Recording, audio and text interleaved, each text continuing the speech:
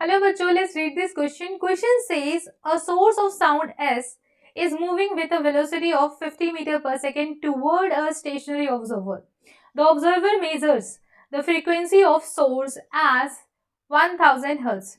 What will be the apparent frequency of the source when it is moving away from the observer after crossing him? So basically here the key concept is Doppler's effect.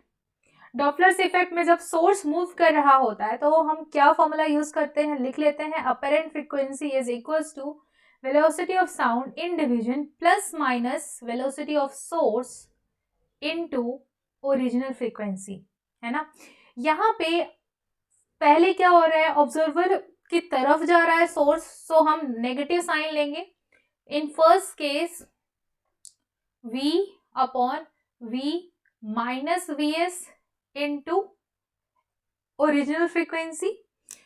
After crossing वो उससे दूर जा रहा है, सो v plus V S into F not.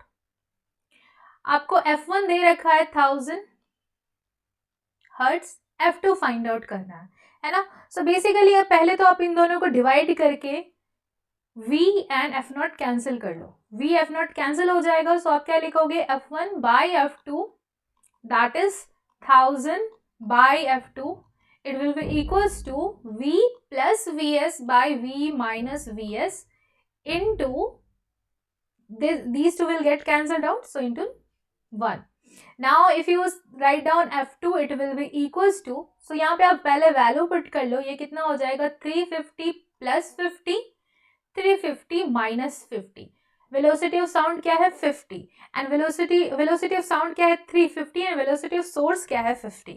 सो यहाँ पे आप दोनों की वैल्यू पुट कर दोगे, यहाँ पे आपका क्या आ जाएगा F2 is equal to 1000 into 3/4, है ना। ये आप सॉल्व करोगे, ये कितना हो जाएगा 400/300, है ना। सो यहाँ से आपका ये कितना हो जाएगा 750 हर्ट्ज।